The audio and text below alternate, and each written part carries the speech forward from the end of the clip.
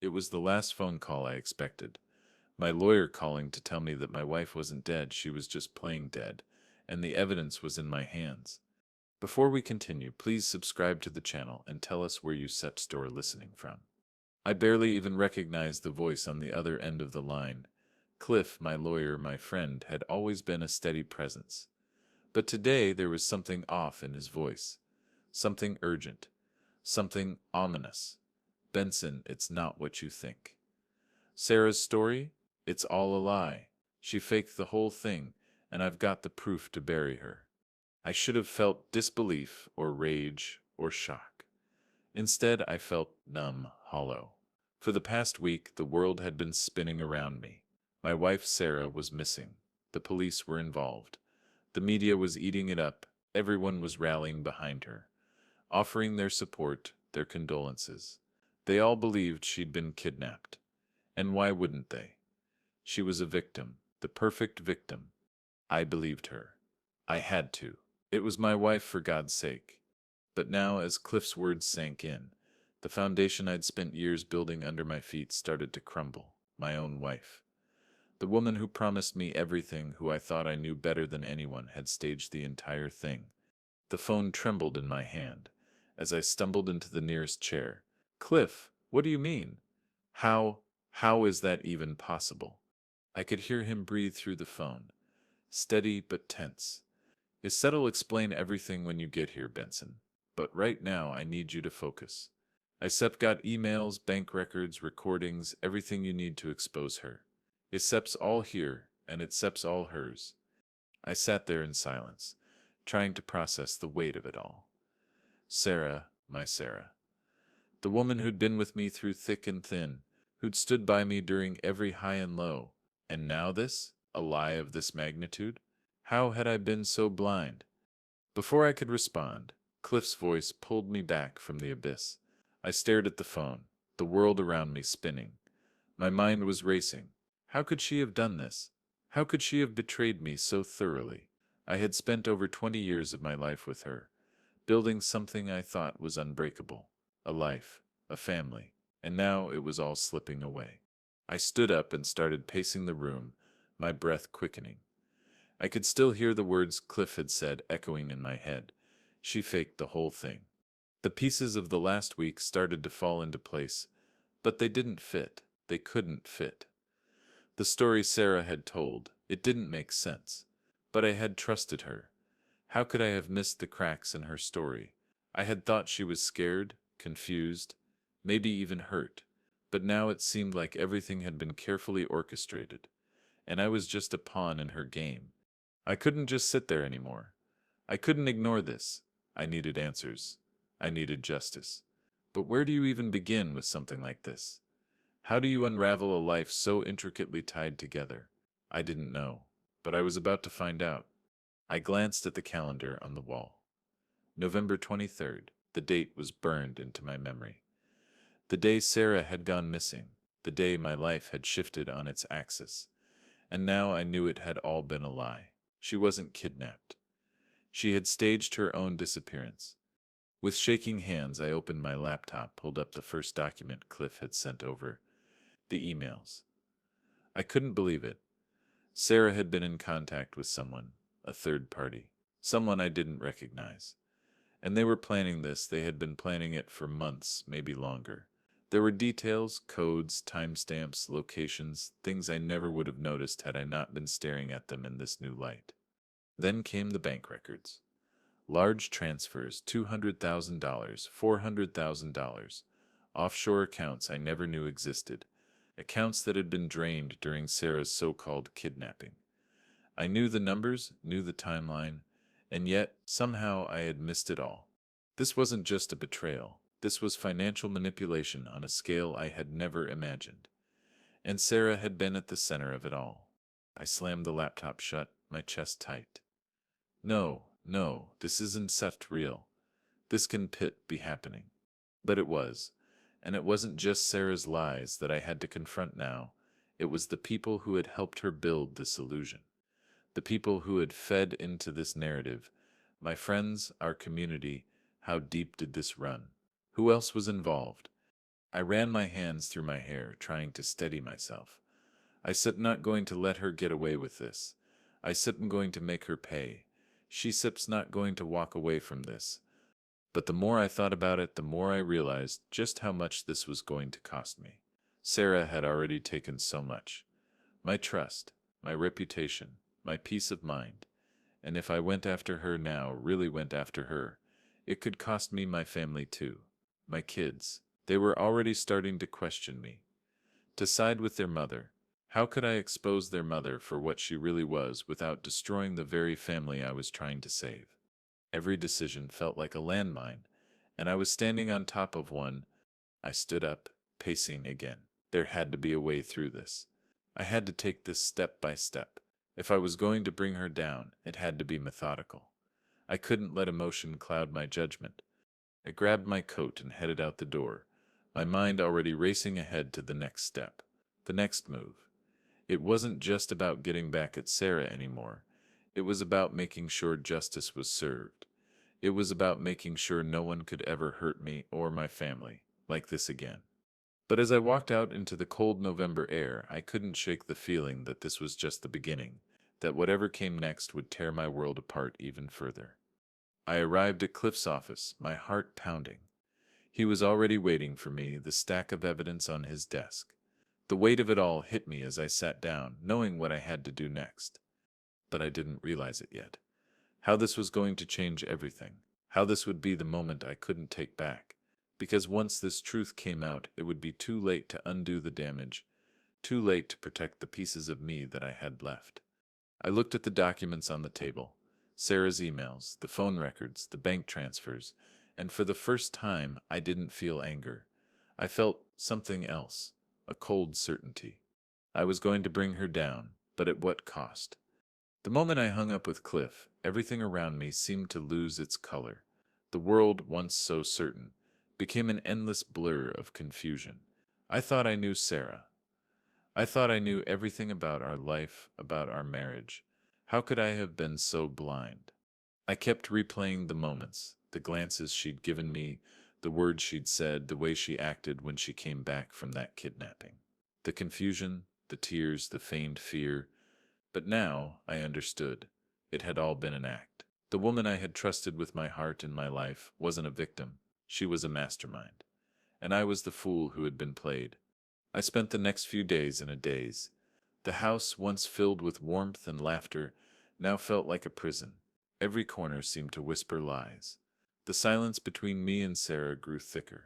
I had so many questions, but I couldn't bring myself to ask them. Not yet, not until I had the evidence. I wasn't just going to accuse her. I needed the proof. I was sitting at my desk one night, staring at the pile of documents Cliff had handed me, emails, bank statements, phone records, everything pointed in the same direction. Sarah had been planning this for months, maybe longer. I couldn't fathom how deeply she'd woven this web of deceit, but I had to face it. There was no running from it now. I clicked through the email chain again. There it was. The plan, the first one was from 6 months ago, and it detailed every step of Sarah's scheme, dates, times, even locations. She had been coordinating everything with someone, a third party, who had been helping her all along. The name wasn't one I recognized, but I knew that would change soon. The more I read, the sicker I felt. This wasn't just about money. It wasn't even just about escape. It was about control. Sarah had played me, manipulated me, all while making me believe she was the innocent party. I clenched my fists, staring at the screen. She had been so careful, every detail accounted for, every move calculated. There was no way she was going to get away with this. But as the anger began to rise, I felt something else creeping in, guilt, doubt. If I exposed her now, what would happen to my kids? My son, Alex, was already asking too many questions, and my daughter, Sophie, she was so torn. She wanted to believe her mother. I could see it in her eyes. She was loyal to Sarah, just like I had been, and I wasn't sure how much of that loyalty could be rebuilt once the truth came out. It was a war. A war not just against Sarah, but against everything I had worked for, everything I had fought to protect. I couldn't lose them, not like this, but I couldn't let her get away with it either. A knock at the door snapped me out of my thoughts. Dad? Can I talk to you for a second? It was Alex. My son, 32, a young man now, but still, he was my boy. And I could see it, the conflict in his eyes. He knew something wasn't right, and that was the last thing I wanted. But I wasn't ready to tell him anything. Not yet. I opened the door, putting on the best mask I could. What sips up, Alex? He stood in the doorway, looking uncomfortable. It seps about Mom. I don't set know what sep's going on. But I seps going on, but I seps worried about her. She seps been acting so strange, and I don't set know what to believe anymore. His words hit me like a ton of bricks.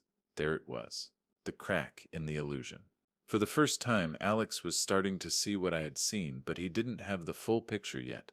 I was so close to telling him the truth, to making him understand how deep this went, but I couldn't, not yet. I wasn't ready to tear apart our family like that. I forced a smile, keeping my voice steady. I know, Alex, but we still get through this. Don't no set worry about it right now, okay? I still take care of it. He didn't look convinced. I stepped up saying maybe we should talk to someone. Maybe we should call the police. I don't set no, something sep's wrong, and I feel like we sept you're all just waiting for it to blow up. I felt my stomach twist. I couldn't tell him what I was about to do, what I was already in the process of doing. I couldn't explain how I was planning to rip apart the life I had worked so hard to build. I could only lie. Everything is going to be fine, I said, my voice tight. Trust me. I couldn't stand the uncertainty in his eyes, but I had to. I had to keep him in the dark for a little longer. The conversation with Alex haunted me for the rest of the night. I couldn't shake the feeling that I was losing him, that by exposing Sarah, I was sacrificing my relationship with my son, the only person left in my family who might understand what I was going through. I glanced at the clock. It was late. I had to make a decision. I couldn't wait anymore. I needed more evidence. I needed to find the final piece of the puzzle that would expose Sarah for what she truly was. The next morning, I called Mia, the private investigator. I needed her to dig deeper. I needed to know everything. Where had the money gone? Who else was involved? Meet me at the office in an hour, I said, my voice firm. I met Mia at her office, and we got straight to business. Mia was no nonsense, a bulldog when it came to uncovering the truth. She didn't ask questions. She just delivered results. Within hours, Mia had already uncovered more red flags. There were financial transfers, strange transactions, and connections to people I didn't recognize. It was starting to become clear Sarah wasn't just playing me, she was playing everyone. Mia handed me a folder filled with images, photos of Sarah meeting with a man I'd never seen before. They were taken just hours before Sarah was kidnapped. She looked so different in those photos, cold, calculating, like someone who knew exactly what she was doing. I stared at the photo for a long time, my heart sinking further into my chest. This was it. This was the evidence I needed to expose her. But as I held the photos in my hand, a part of me hesitated. My family, my kids. Once this came out, it would destroy everything. And yet I knew what I had to do. There was no going back now. Do you have everything? I asked Mia, my voice steady. She nodded. It seps all here, but you need to act fast. This guy she sips working with, he sips not someone you want on your bad side. I felt a chill run down my spine. But it didn't matter. It wasn't about fear anymore. It was about justice. The next few days felt like a blur, but one thing was clear. I was getting closer. Each new piece of evidence Mia uncovered brought me a step closer to the truth. But at the same time, it felt like I was descending into a pit that I couldn't escape. The more I discovered, the more I realized just how deeply Sarah had lied, not just to me, but to everyone. I was sitting at my desk when Mia called. I hadn't expected to hear from her so soon. She usually took her time digging through layers of information like a quiet detective from an old noir film. But today her voice was urgent. Has Beer got something, she said. Her tone clipped. You such not going to like it, Benson, but I think I set found something big. I stood up instantly, a cold shiver running down my spine. What is it? I asked, trying to keep my voice steady. ICE have been tracking the phone records from the night Sarah went missing. That's their sis a number that keeps popping up. One that doesn't match any of the usual contacts. It's not a coincidence, Benson. This is the guy she been meeting with. I took a deep breath, trying to steady my nerves. Give me the number, I said. I'll handle it from here. She paused for a moment before speaking. This SIP's not just a phone number, Benson. ISIP got photos, and those photos, they show Sarah and this guy meeting the night before she was said kidnapped. I felt the floor drop out from under me. I had been holding it together, trying not to lose my mind over everything. But this was different. This wasn't just a betrayal. This was a conspiracy, a plan that had been unfolding right under my nose. And now I had proof. As I'm coming to you, I said, my voice tight. I need to see those photos. Within the hour, I was standing in front of Mia's office, my mind racing. I wasn't ready for what I was about to see, but I didn't have a choice. The truth was right in front of me, and I had to face it. I couldn't keep pretending like everything was fine. When Mia handed me the envelope, I felt the weight of it. These photos weren't just pictures. They were the first solid proof I had that Sarah had been planning this all along. I opened the envelope slowly, not knowing what to expect. The first photo hit me like a slap in the face. It was Sarah standing outside a nondescript bar, talking to a man I'd never seen before. The look on her face was hard to place. Cold, calculating, almost like she was in the middle of making a deal. She didn't look scared. She didn't look like a victim. She looked like someone who knew exactly what she was doing. I flicked through the rest of the photos quickly. In each one, Sarah and the man were talking, then getting into a car together. They weren't just meeting for casual conversation. They were in the middle of something much bigger, something that involved planning and money. I felt my stomach turn as the realization hit me. This wasn't just about a kidnapping. This was about something else. Something much darker. Sarah hadn't been taken against her will. She had gone willingly, knowing exactly what was going to happen. She had staged the whole thing. But it wasn't just the photos that had me reeling. It was the man. He wasn't just a random person. Mia had already done some digging, and she had a name, John Whitaker. According to the records, he had a history. A criminal history. It wasn't just that he was involved in this. He was probably the one who had been orchestrating everything. I slammed the photos down on Mia Sepp's desk. Who is this guy? Why haven't Sepps you told me about him before? Mia looked at me, her expression serious. I wasn't sure it was him. I needed to be sure before I brought it to you. But now we know. This is the guy Sarah Sepp's been working with. I leaned back in the chair, running my hands through my hair. My mind was racing. This wasn't just about Sarah anymore. This was about a conspiracy, a carefully planned scam that had been running behind my back. I had to know everything about Whitaker. Who was he working with? How deep did this go? But even as I sat there, thinking about the next steps, my thoughts kept drifting back to Sarah, my wife, the woman I had trusted with my entire life. How could she do this to me? How could she betray me? The kids, everything we had built. The more I thought about it, the more I felt like I was losing my grip on reality. Mia must have noticed the shift in my expression because she spoke again, her voice softer this time.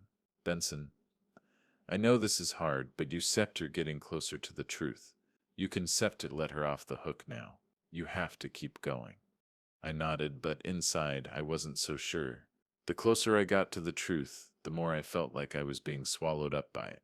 Every answer led to more questions, and the more I dug, the more I felt like I was digging a hole too deep to climb out of. I grabbed the photos and slipped them into my jacket pocket.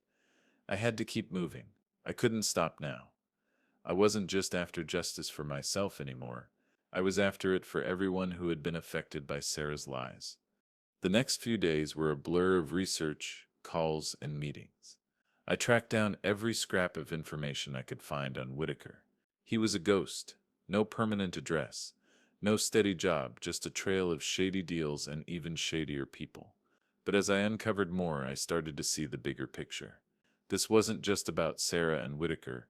This was about money, manipulation, and control on a level I hadn't imagined. One night I received a phone call that sent a chill down my spine. It was from an anonymous number, but I knew exactly who it was. Whitaker. He knew I was getting closer. He knew I had the evidence. And he was warning me to back off. I didn't pick up the phone. I didn't need to hear what he had to say. I knew what I had to do next. The walls were closing in. The truth was almost within reach, and I was ready to expose it all. I had crossed the line. There was no turning back now. Every step I took was leading me deeper into a world I wasn't sure I could handle anymore. Sarah's betrayal was one thing, but now the more I uncovered, the more it felt like a house of cards waiting to fall, and each new discovery seemed to pull me further away from the person I once was. I was sitting at my desk one afternoon, staring at the stack of evidence that had been building for days, the bank statements, the emails, the photos.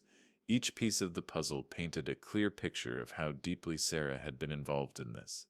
But it wasn't just Sarah anymore, it was the man she had been working with. Whitaker. The more I learned about him, the more terrifying it became. He wasn't just some petty criminal. He was a seasoned manipulator, a master of deceit, and now I had him in my sights.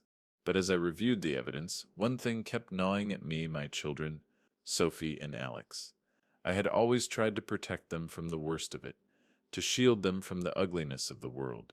But how could I protect them from this, from the truth about their mother? The thought of tearing apart the family for good kept me up at night. I picked up the phone and dialed Alex's number. It was time for a talk. "Dad?" he answered after the second ring. "What's going on? Are you okay?" His voice sounded tense, like he already knew something wasn't right. It made my heart ache. "I'm fine, Alex," I said, trying to sound reassuring, even though I was far from it. "I need to talk to you about something, though. Something important." There was a pause on the other end. "What's going on? Is Mom okay?" That question, "is Mom okay?" cut through me. I had no idea how to answer it. I had no idea if she was okay either. What she had done had torn our family apart, and there was no going back. "I need you to listen carefully, son," I said, forcing myself to stay calm. "There's a lot you don't know about what's been happening, about Mom, about everything." "What do you mean? What's going on with Mom?" Alex asked, his voice growing more urgent. I took a deep breath, trying to steady myself. "Your mother faked her kidnapping. It wasn't real, Alex. She planned it. She used all of us, me, you, and your sister, as pawns in her game." There was a long silence, and then a sharp intake of breath from Alex. "What?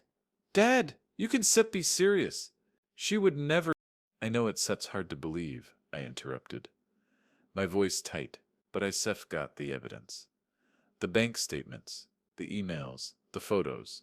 She's been planning this for months with a man named Whitaker. He's the one behind all of it. I could hear Alex's breathing grow shallow. He was processing it, I could tell. The disbelief, the confusion, the hurt. "Dad, I don't know what to say. This doesn't make sense. Mom sipsers, she sips not like that." "I know you don't want to believe it," I said softly, "but I have to do what sips is right. I can keep living a lie. We need to face the truth, Alex. We need to confront her." He didn't say anything for a long moment, and when he finally spoke, his voice cracked. "I don't know if I can handle this. I don't know what to believe anymore." "I know here's hard," I said, my heart heavy, "but we still get through this. I promise you, I still make sure of it. Just don't do anything rash, okay?" "I need some time to think," Alex said before hanging up. I sat there for a long time, the weight of what I had just said to my son hanging over me. How could I have done this? How could I have shattered the last shred of trust he had in me? But at the same time, I knew I couldn't back down. I couldn't let Sarah or Whitaker get away with it. I needed to move quickly. That night, I met with Cliff. We had to take the next step, and it wasn't going to be easy. "Benson, you stir walking a fine line here," Cliff warned, as we sat in his office. "The evidence you have is strong, but once you take this to the public, there's no turning back. Your kids, especially Alex, are going to have a hard time processing this." I know, I said, rubbing my temples. But I have to do this. I can let Sarah destroy everything we set built, and I can let her drag us all down with her. Cliff sighed, leaning back in his chair. I said'll start preparing the case. We said'll need everything we said have got. The bank records, the photos, the phone records. All of it, we said'll need to hit her hard. I nodded, but as I sat there, a cold feeling settled in my stomach. This wasn't just a legal battle. It wasn't just about proving that Sarah had staged her own kidnapping. This was about breaking down the life I had built, and about whether I could still pick up the pieces afterward.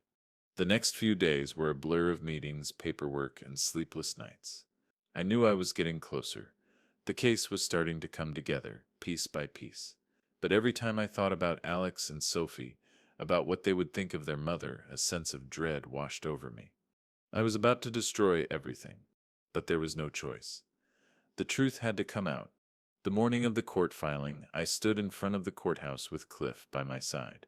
My hands were clammy. My stomach was in knots. I was about to expose Sarah's lies to the world, but as we walked through the doors, I couldn't shake the feeling that something was missing. The weight of everything was on my shoulders. Inside, Cliff handed me a thick stack of documents. Everything we had, the evidence was airtight, but that didn't make it any easier to hold. "This is it, Benson," Cliff said. "Once we file this, there is no going back." I nodded, my mind racing. I was on the edge, one step away from a decision that would change my life, and my family's life, forever.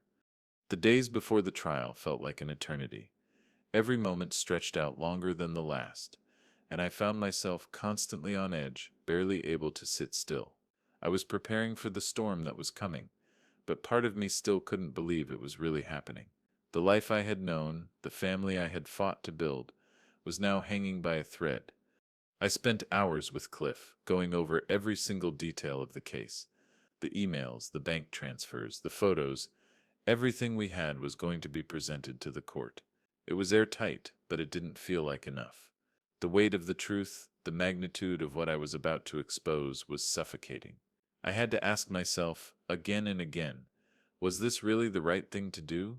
I couldn't let go of the image of Alex, his face filled with confusion and hurt.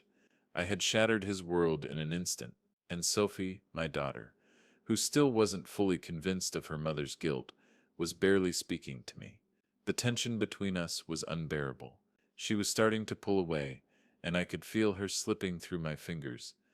The hardest part wasn't just the legal battle, it was the emotional one. How could I expose Sarah for what she had done, and still maintain my family? How could I protect my children from the fallout of everything that was about to be unleashed? But as much as I wanted to avoid it, the truth had to come out. It wasn't just about Sarah anymore. It was about me. It was about my future. It was about justice. I sat in the quiet of my office late one night, the papers spread out in front of me. Every detail was there, every piece of the puzzle. I kept thinking about how Sarah had manipulated all of us. She had woven a web of lies so tightly, I couldn't see the threads until now. The emails, the money transfers, the photos of her meeting with Whitaker, they all pointed to one thing. Sarah had staged the kidnapping for money. She had manipulated me, our kids, and the entire public into believing she was a victim. But there was no victim here, just a woman desperate for a way out of her own life. I leaned back in my chair, exhausted, and rubbed my eyes. The next few days were crucial. Once we filed the paperwork, it would be out there for everyone to see.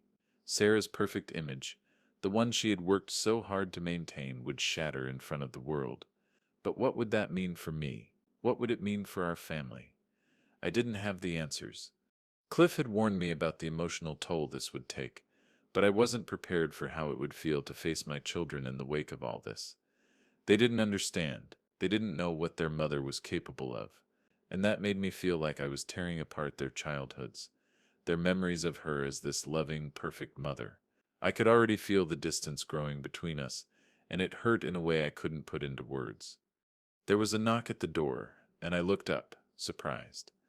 Sophie was standing in the doorway, her expression unreadable. "Can I come in?" she asked quietly, her voice soft. I nodded, pushing the papers aside. Of course, sweetheart. What sips on your mind? She stepped into the room, but she didn't sit down. She was standing a little too far away from me, like there was some invisible wall between us. I could tell she had been crying. Her eyes were red, her face pale. Dad, she began, her voice shaky. I don't know what's going on with you and Mom, but this isn't sept you. I don't know who you are anymore. My heart clenched at her words. It felt like a slap in the face. This was my daughter, the one person who I had always wanted to protect, and now I was the one hurting her. I opened my mouth to say something, to explain it all, but nothing came out. I don't want to hear anything about Mom. I don't want to know what you are doing with all this stuff, she said, her voice trembling. I just want things to be normal. I want my family back. The words hit me harder than I expected. My family, my children. What had I done to them? Sophie, I know this is hard, I said, standing up and walking toward her, but this is the truth. Your mother, she lied. She manipulated all of us. I didn't want to believe it either, but I have to do what Set's right. I have to make sure she Set's held accountable for what she Set's done. She took a step back, her eyes wide with disbelief. I don't want to hear this, Dad. I don't care about your Set truth. Bro, I care about my mom. I care about what Set's happening to her, and I care about what Set's happening to us. I Set's scared, and I don't think you care. I felt like I had been punched in the stomach. Sophie was right, she was scared, and I had pushed her to that point. My own actions were driving a wedge between us, and it wasn't something I could undo. I couldn't go back and make it all right again. I do care, Sophie, I whispered, my voice breaking. I care more than you know. She didn't respond. She just turned and walked out of the room, leaving me alone with the weight of her words. I stood there, frozen, for a long time. I knew I had no choice but to continue down this path. The evidence was clear, and the trial was coming. But every step forward felt like it was pulling me further away from the people I loved most. The storm was coming, and when it hit, it was going to change everything. The following morning, I met with Cliff to finalize the paperwork. The trial date was set, and there was no turning back now. I couldn't help but feel like I was about to walk into a battlefield, with nothing left to lose. The evidence is strong, Cliff said as he handed me the final drafts, but we both know this is going to get ugly. Sarah wants us to go down without a fight. I nodded grimly. I sent him ready, but I don't know if I tell ever be ready for what's about to happen. He gave me a sympathetic look, but didn't say anything. We both knew there was no way to prepare for the fallout, but we had no choice. The storm was coming, and it was going to be devastating. The courtroom was colder than I had expected. The air seemed to hang heavy with anticipation. Each breath I took felt like it would be my last. My heart was pounding in my chest as I sat next to Cliff, watching Sarah's lawyer across the room.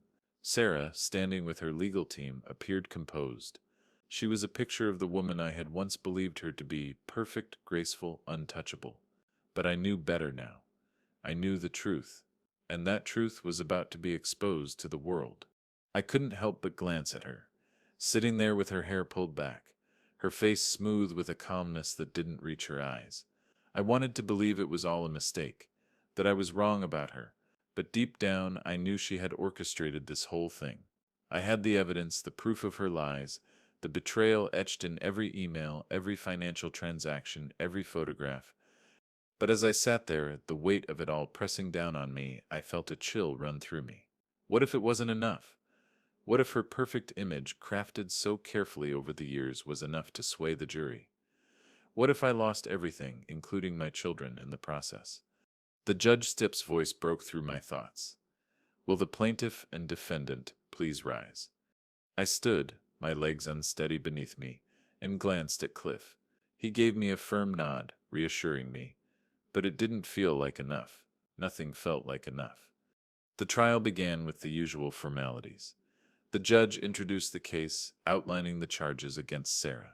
It all sounded so clinical, so detached from the emotional hurricane I had been living in for the past several months. But I could feel the tension in the room building as the prosecutor called their first witness. The first few hours passed quickly, each side presenting their case, their opening statements. But it was clear that Sarah's lawyer was going to fight dirty. They were trying to paint me as a man who had manipulated his wife, twisting the facts to make it seem like I was the one pulling the strings. They painted Sarah as a victim who had been swept up in my greed, a woman who had been betrayed by the very man she loved. But Cliff and I weren't going to let that happen. We had the evidence, and when it was finally our turn, when it was time to present our case, I couldn't help but feel the weight of it all. The photos of Sarah with Whitaker, the phone recordings, the bank statements detailing the large transfers to an offshore account, all of it was about to be laid bare. Cliff stood up first, presenting the evidence methodically, piece by piece. Every detail was clear, undeniable. He walked the jury through the timeline of Sarah's disappearance, showing how everything she had claimed was a lie. The kidnapping had been staged. The man she had been seen with wasn't some random passerby. He was her accomplice, the one she had been plotting with for months. He was the one who had orchestrated the entire thing. Each piece of evidence fell into place like a hammer hitting a nail. There was no denying the truth anymore. The facts were right there in front of everyone. But even as I watched Sarah's lawyer scramble, trying to discredit the evidence, part of me still felt like it wasn't enough. Sarah was a master manipulator. She had always known how to play the part of the victim. She could twist anything to make herself look innocent. I watched her carefully, studying her every move. Her eyes were wide, her lips pressed together in a tight line. But there was something there, a flicker of fear, a slight shift in her posture. It was the first time I had seen her like this, vulnerable, exposed. It was as if the woman I had once trusted had vanished, replaced by someone who was desperate to keep her lies intact. And then it happened. Sarah's lawyer, in a last-ditch effort to save her, tried to turn the tables. "Ladies and gentlemen of the jury," the lawyer said, their voice laced with false sincerity, "we've heard the evidence. We've heard the accusations. But let us not forget that the plaintiff, Mr. Benson, had everything to gain from his wife's disappearance. He stands to collect millions of dollars in insurance money. He has the means, the motive, and the opportunity. Who is the real victim here?" The room went silent. My heart skipped a beat as I looked at Sarah, whose eyes seemed to gleam with something like triumph. She was trying to paint me as the villain, the one who had orchestrated it all from the beginning. It was a bold move, but it wasn't going to work. Cliff stood up immediately, his voice cutting through the tension. "Objection, Your Honor," he said, turning to the judge. "This is an unfounded accusation with no evidence to support it. The defendant said's lawyer is attempting to introduce irrelevant and baseless claims." The judge nodded, but there was a moment of hesitation before he made his ruling. Sustained. "Please stick to the facts, counselor." I exhaled a shaky breath, feeling the tension in my shoulders. I had been prepared for this. I had known that Sarah would try to turn the tables, to make me the bad guy. But it still stung, hearing it in front of the jury, hearing her manipulate the truth in such a calculated way. We were getting close now. The final pieces of the puzzle were in place, but the worst part was yet to come. As much as the evidence was piling up against Sarah, I couldn't ignore the gnawing feeling in my gut. This wasn't just about winning the case. It wasn't about revenge. It was about exposing the woman I had loved for so long. It was about exposing the mother of my children as a liar, a manipulator, and a criminal. The trial dragged on for days, but with each passing moment, I could feel the walls closing in on Sarah. She couldn't hide behind her perfect image any longer. The truth was out there, and it was only a matter of time before she would have to face the consequences. I watched her every move, waiting for that moment when her mask would finally slip. And when it did, I knew that it would be the end of her. But as I sat there waiting for the next witness to take the stand, I couldn't help but wonder what would happen to my family once this was all over. What would happen to Alex and Sophie when they learned the full extent of their mother's lies? Could they ever forgive me for exposing her? Could they ever forgive me for tearing our family apart? I didn't have the answers, but I knew one thing for sure. The storm was coming, and when it hit, it would change everything. The courtroom felt like it had shrunk around me. Every sound, the scrape of chairs, the murmur of the jury, the scratching of pens on paper, felt amplified. I sat beside Cliff, my hands clasped so tightly I thought they might break. Sarah was at the defense table, her posture perfect, her expression carefully neutral. She looked every bit the composed socialite she had always been, the one everyone believed in. But I knew better. I had seen the emails, the bank transfers, the photos, the recordings. She wasn't a victim. She was a liar, a manipulator, and the moment had come to reveal it to the world. The morning began with testimony from the private investigator, Mia. She walked the jury through the steps she had taken, how she traced Sarah's meetings with Whitaker, uncovered the bank transfers, and confirmed the offshore accounts. She laid out the timeline meticulously. "This isn't conjecture," she said firmly, pointing to the photos. "These are facts, supported by documented evidence. The defendant orchestrated this entire scheme." I watched Sarah's face closely.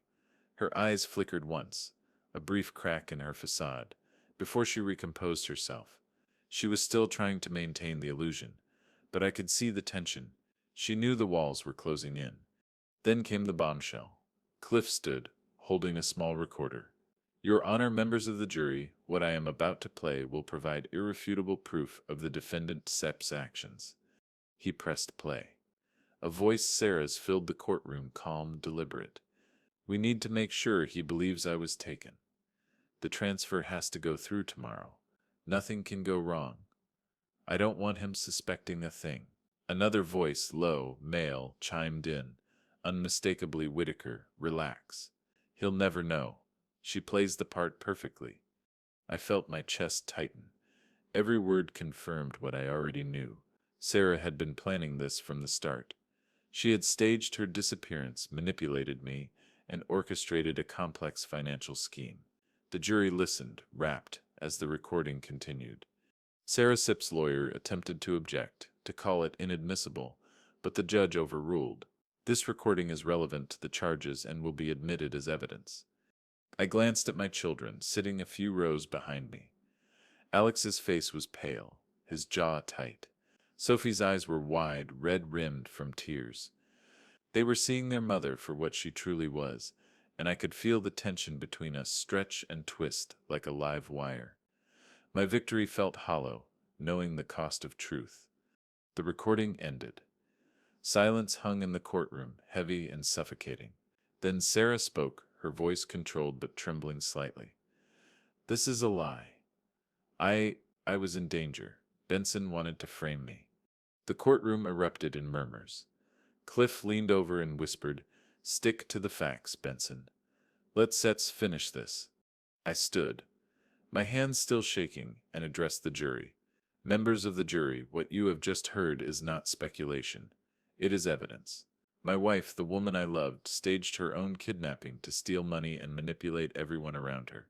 This is about betrayal, deception, and the lengths she would go to for her own gain. Justice is not just about catching the guilty, it's about holding them accountable, no matter how perfectly they play the part of the victim."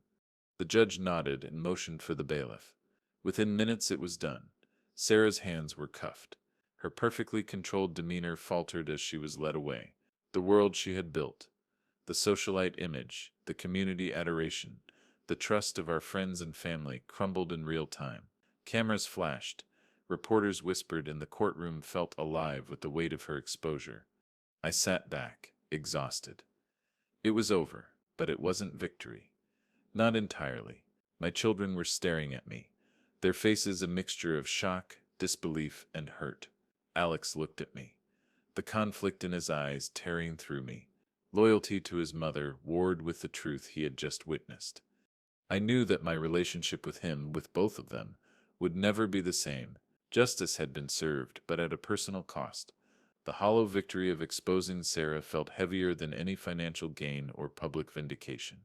As the court cleared and reporters swarmed outside, I caught my son's gaze again. I wanted to reach out, to explain, to bridge the gap that the truth had created, but the silence between us was thick. I couldn't force him to understand or forgive. Not yet. And yet, amid the chaos, a quiet clarity settled over me. Sarah's betrayal was over. The manipulation, the lies, the theft, they were all behind us. The journey to heal, to rebuild, was just beginning. I realized as I watched her being led away that justice isn't always satisfying. It doesn't erase the pain or repair what's broken, but it sets boundaries, it draws lines, and it ensures accountability. And sometimes that is all one can hope for. I looked at Alex again. Slowly, almost imperceptibly, he nodded. Not forgiveness yet, but recognition. Understanding that the truth mattered even if it hurt. And in that fleeting acknowledgement, I found a spark of hope. The storm had passed, the battle had been fought, and the path forward, though uncertain, was finally mine to navigate. The weeks following the trial were surreal. Sarah was gone, in custody, and the media coverage was relentless. Every news outlet in New York seemed to have picked up the story. Socialite faked kidnapping for money. The headlines screamed, friends and neighbors called, some with sympathy, some with thinly veiled judgment. It was as if the city itself was replaying my betrayal for everyone to see. And through it all, I had to navigate the wreckage of my own family. Alex had withdrawn almost completely. He barely spoke at home, lost in his own swirl of emotions. I could see the conflict on his face every time he glanced at me. The anger at what his mother had done warred with the understanding that the truth had to be known. Sophie was quieter too, avoiding direct conversations, her face shadowed with unresolved grief. Every interaction with my children reminded me of the cost of justice. Exposing Sarah had been necessary, but it had also driven a wedge between us that I feared might never heal. I found myself retreating into work, not to escape, but to structure a life that had been unraveled. Every email, every meeting, every report gave me a momentary sense of control, a fleeting stability in the midst of chaos. And yet the memories of the trial lingered, haunting me in quiet moments. I kept revisiting the recordings, the photos, the emails, the faces of the jury and Sarah herself. I couldn't help but replay the moment she was handcuffed in the courtroom, her image of control crumbling like dry sand. I met with Cliff frequently, both to discuss legal follow-ups and to talk about the lingering fallout. He was practical, unemotional, a grounding presence I desperately needed. You did what had to be done, Benson, he reminded me one afternoon, his voice even calm. The evidence was undeniable. Justice was served. Now you focus on what comes next. But what came next wasn't simple. Alex refused to sit for dinner, leaving a note on the counter instead. Need space. Don't expect me tonight. Sophie, meanwhile, had retreated to her room, headphones in, music as a shield against a reality she wasn't ready to face.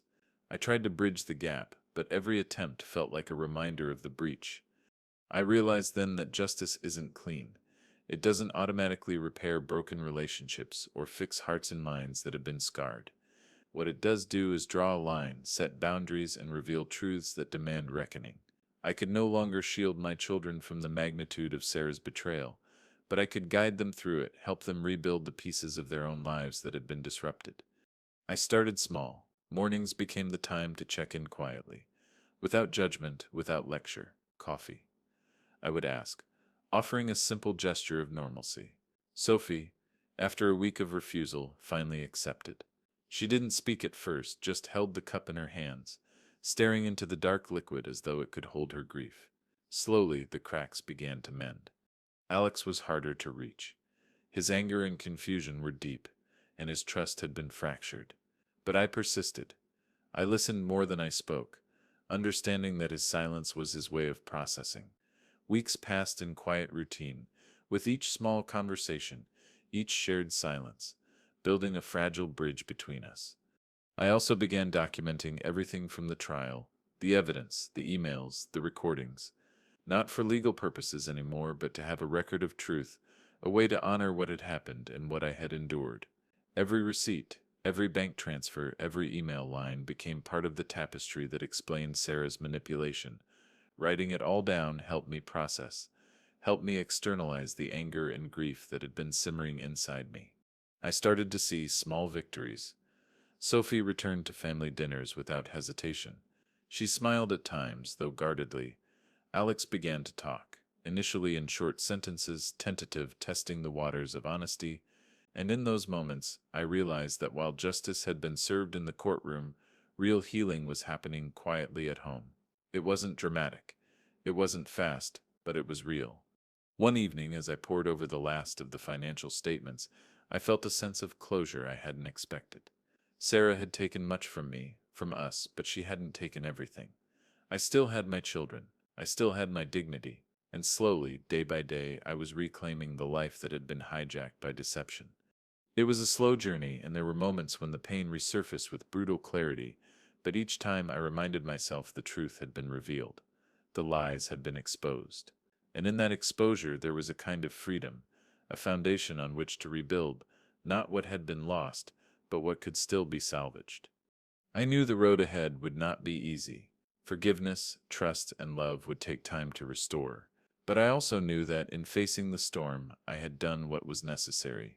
And slowly I began to feel the first flicker of peace in months, a fragile but real sense that justice, though painful, could be the seed of something new. Months passed since the trial. Slowly the world began to turn again, its rhythm slower but steadier than before. The media had largely moved on, the buzz around Sarah's trial fading into distant memory, and the house once filled with tension had settled into a new, quieter normal. The scars of the past remained, but with each passing day they felt less sharp. Sophie had been the first to forgive me, though her forgiveness came more through actions than words. We'd begun to talk again, in those small moments while cooking together or over cups of tea in the evenings. I could see her returning to herself, though still weighed down by the loss of her mother's trust. She didn't fully understand why things had to unfold the way they did, but I could see the glimmer of understanding in her eyes. Slowly she was accepting the reality of what had happened, even if the hurt lingered. It wasn't easy. The guilt of breaking her childhood innocence, of tearing apart the image she had of her mother, was a heavy burden, but at least we were talking, and for Sophie that was a victory. She was beginning to trust me again, not just as her father, but as someone who had been forced to make an incredibly hard decision, one that in time she would come to understand. Alex, however, was a different story. His silence was like a wall between us, and though I tried, I could tell he wasn't ready to confront me. He was angry at Sarah, yes, but also at me. I had shattered the world he thought he knew. His mother wasn't the person he had believed her to be, and in his eyes I was the one who had exposed that. It wasn't just the betrayal of his mother, it was the betrayal of his childhood belief that things could stay safe, predictable. And I had torn that belief down. It hurt. The distance between us felt insurmountable at times, and I wasn't sure how to bridge it, but I kept trying, doing what I could. When I could, I didn't push him. I just let him be. One evening, as I was coming home late from work, I found him sitting in the kitchen looking out the window, his hands wrapped around a mug. "Alex?" I said, surprised to see him up at that hour. He turned to me, his expression unreadable, and for a long moment there was only silence. I didn't know what to say, what he needed from me. But then finally, he spoke. "Why didn't you tell me?" he asked, his voice low but strained with emotion. "Why didn't you let me in? Why did you keep me in the dark about all of this?" It was the first time he'd spoken about it since the trial. The pain was clear in his voice, and I knew he was asking not just about the case, but about the way I had kept him at arm's length, even though I was his father. "I didn't set want to hurt you," I said quietly, sitting across from him. "I didn't set want to make you choose sides. But I should have trusted you more. I should set let you in." He didn't respond immediately. Instead, he looked at the mug in his hands, as if searching for an answer in it. "You don't sat get it," he finally said, shaking his head. "I didn't need to be protected. I needed the truth." His words hit me harder than I expected. The truth. I had been protecting him, but in doing so I had kept him in the dark. The guilt of that moment lingered as I sat there, realizing that the one thing I had tried to shield him from, the very thing I had hoped to protect him from, was the thing he had wanted the most. The truth. I sat in silence for a while, knowing that words alone couldn't fix this, but I needed him to understand something. "I made a lot of mistakes, Alex. I don't expect you to forgive me right away, but I need you to know I did what I thought was right. It wasn't easy, but I had to do it, for all of us." Alex looked up at me then, his eyes still shadowed with pain but no longer distant. "I don't know if I can forgive you," he said, his voice trembling. But I know I step angry, and I know I need time. I understand, I said, nodding. I said, nodding does give you the time you need. Just know that I sep here whenever you sep you're ready. For the first time in months, I felt like we had made a small step forward. The space between us wasn't gone, but it was starting to shrink. And maybe that was enough for now. The following months continued this slow process of rebuilding, not just relationships, but a sense of normalcy. The weight of the truth had settled in, and though it hadn't erased the pain, it had shifted it. We all had to adjust to the new reality. I started to feel like myself again. The rage, the sense of betrayal, had dulled with time. What had once consumed me now seemed distant, and I realized that the fight for justice had given way to the fight for healing. I'd taken back my life, my peace, and my dignity. But it wasn't just about the victory in court. It was about finding peace in the aftermath, accepting that the world I had known could never be the same, but also understanding that I still had the power to shape what came next. One evening, as I sat alone, a message appeared on my phone. It was from Alex. I'm not ready to forgive, but I was ready to move forward. It wasn't everything I had hoped for, but it was a start. And for now, that was enough. The road ahead wasn't clear. It would take time for the wounds to heal, for the pieces to fall back into place. But as I looked ahead, I could finally see something resembling a future that was mine to shape. The years passed with a quiet sense of recovery. The pain from Sarah's betrayal, the emotional wreckage it left behind, had softened, but it never fully disappeared. Time doesn't erase scars. It simply teaches you how to live with them. As the weeks turned into months and then years, the quiet hum of life resumed. The world around me kept turning, and I was slowly learning to turn with it, to rebuild what had been broken. Alex and I had come a long way since that long night we talked in the kitchen. There were still moments of tension, moments when the past reared its ugly head, but there were also moments of connection, small victories, conversations that had been impossible before now felt like milestones. It wasn't perfect, but it was real. We had both learned how to trust again in our own time, in our own way. Sophie had come back to me more fully, though she still wore the weight of her own pain. She smiled more often now, but the lightness of her childhood had been replaced with something quieter, more cautious. Still, I could see her trying to reclaim the life that had been stolen from her, trying to navigate the space between loyalty to her mother and the painful truth about who Sarah had really been. I didn't ask for more than she could give, and in time she began to open up again. But even with the healing, even with the quiet progress, there was always a part of me that wondered if we would ever be truly whole again. Could we ever fully recover from the depths of betrayal? Could we rebuild what had been lost, even with the truth out in the open? The answer, I'd learned, was no. Some things can't be restored. They can only be lived with, and that truth had taken me years to accept. One day I found myself standing in front of an old restaurant, a place Sarah and I used to visit often. It wasn't much, just a small, cozy place on the edge of town, where the food was simple and the conversations deep. I hadn't been there since before everything fell apart, and I wasn't sure why I had come now.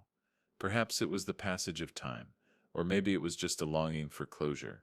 I walked in slowly, the familiar scent of garlic and fresh bread greeting me like a memory I hadn't realized I'd missed. The place was quieter than I remembered, but in a way that felt comforting. I sat down at a table by the window, the view of the bustling street below offering a sense of calm. The waiter came over, recognizing me but saying nothing. I ordered a glass of wine, letting the silence settle in.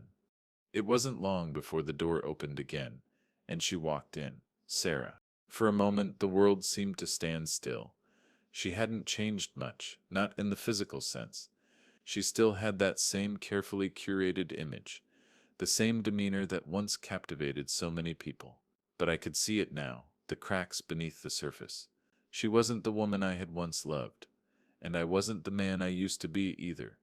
She paused when she saw me, her eyes locking with mine for a split second before she walked toward the bar, ordering a drink. The air felt heavy, charged with everything that had come before. The lies, the betrayal, the years of hurt. I wasn't sure what to feel. Anger, regret, relief. It wasn't until she sat down at the bar, her back turned toward me, that I realized I wasn't angry anymore. The fire that had once burned so fiercely within me had dulled, replaced by something I couldn't quite define. It wasn't forgiveness, at least not in the way I had imagined it. It was something quieter. A form of peace, I suppose. A realization that Sarah was no longer the woman I needed to fight against. She had already lost. She had already shown her true self. I finished my wine and stood up, walking over to her. When she saw me approach, she didn't flinch. She simply turned to face me, her eyes unreadable. "You look well," I said, my voice steady. She nodded, but there was a coldness in her gaze, the same coldness I had seen in her when I first discovered the truth. It wasn't hostility, it wasn't affection, it was simply a recognition of something that had long been gone. "I didn't expect to see you here," she replied. Her voice was calm, measured, as though we were strangers simply exchanging pleasantries. "I wasn't sure I set come either," I said.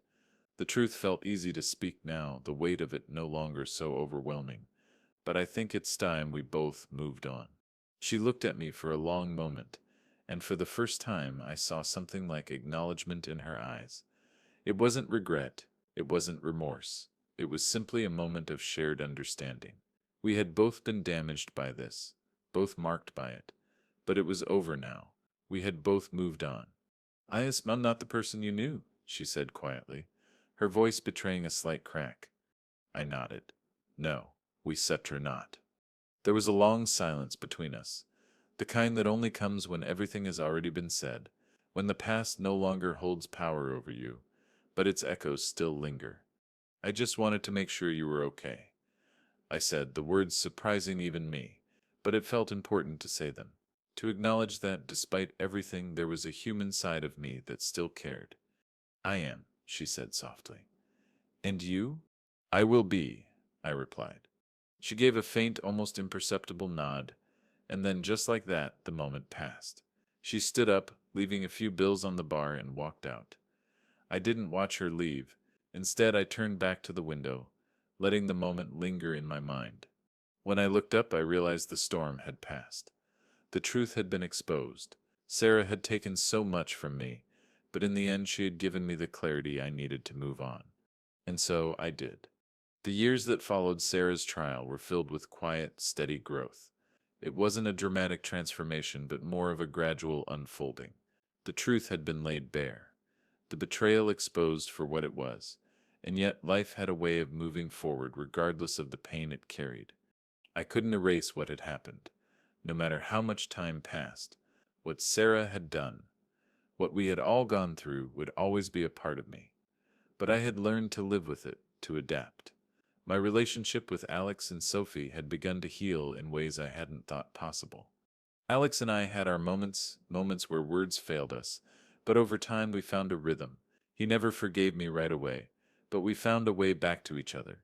It wasn't perfect, but the silence between us had softened. We began sharing meals again, sitting in the same room without that constant tension hanging between us. It felt like we were rebuilding the trust we'd lost, one small step at a time. Sophie, too, was starting to find her own peace. She still had her moments of quiet sadness, but they were less frequent. Slowly, the shadows of Sarah's lies started to fade, and in their place I saw my daughter becoming who she was always meant to be, a person of strength, resilience, and honesty. There were still difficult conversations ahead, but we were talking again, and that was enough for now. Life, I realized, was never going to be what it once was. Sarah had stolen that life from me, from us, and no amount of time could ever return it. But in facing the truth and dealing with the consequences, I had rediscovered a sense of self, a strength I hadn't known I had. I was no longer the man who had blindly trusted the wrong person. I was no longer the man who had buried his doubts and fears in the hope that everything would just work out. I was someone who had faced the storm, who had taken the hardest steps, and who had come out on the other side, scarred but stronger.